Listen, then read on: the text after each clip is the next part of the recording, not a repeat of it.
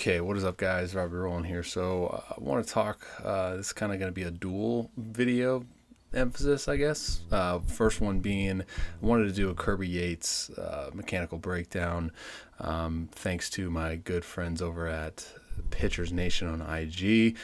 They had a day they were releasing a bunch of slow-mo mechanical videos, and holy smokes, I lost it. And then I was on YouTube and was looking for kind of something to compare Kirby Yates with. I found this video over here of him doing a towel drill.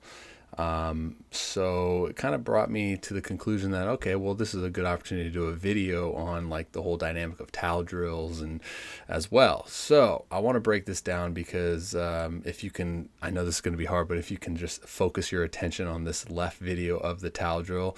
I put these two videos together, so maybe not a great idea on my part, but if you can focus the attention on the video of the towel drill, you'll see obviously working on that single leg stability and balance here. And then you'll see as he enters his dry phase with the towel drill, overemphasizing this trunk posture and extension, and then getting into this launch here position.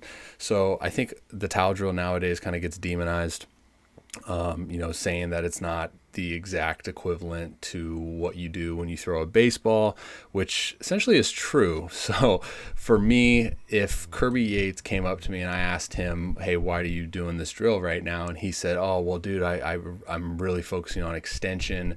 I've noticed, that I'm not grasping shoulder extension, what I call like late launch, like at ball release, having your shoulders, turned and really getting extension. If he told me that, and then I saw him doing this drill where you're obviously, focusing on that forward momentum, that trunk posture, then it's like, okay, well, maybe that's that right tool for us to kind of start implementing in his daily routine, just to overemphasize that feedback. Now, we take your attention here on the video on the right of him in a game, and there's a lot of things that he does in his delivery that I necessarily wouldn't teach, but him being a guy that in my memory hasn't been injured besides a few ankle injuries. There's a lot of things that I wouldn't teach, but you can see right off the bat that he might be a guy that maybe does struggle with extension and getting extension. He's obviously going to be a little bit different because the stride length is different, which I think maybe is an intentional thing for him to shorten the stride, which maybe potentially gives him a little bit more depth on his splitter, which is his go-to pitch. But you can see with guys that have that shorter stride, they do potentially struggle with lacking extension and releasing the ball behind and not really getting out front. So again, this is all speculation. I don't know him. I don't talk to him. I'm just trying to break this down the best that I know how.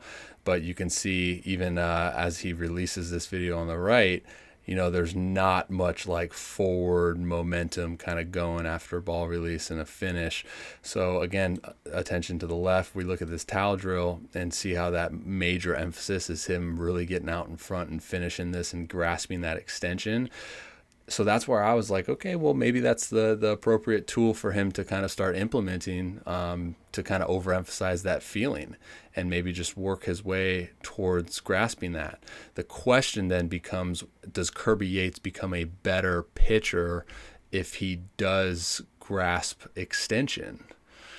Obviously, like, we could talk about this stuff all day, but I think, again, going back to kind of more of a breakdown, the biggest kind of things that I see that as I alluded to earlier, I wouldn't teach is here at front foot plant, you'll see that he's kind of a high elbow guy, almost like that inverted W, which is a precautionary thing, that ball hand, probably a little bit below the elbow above the shoulder. That's something that I always try to kind of avoid.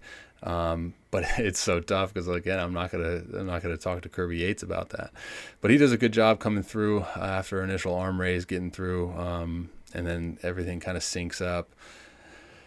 But yeah, it's tricky. There's a lot of moving parts to it. I do like how he gets that back hip into full extension, and you see that back foot kind of comes up.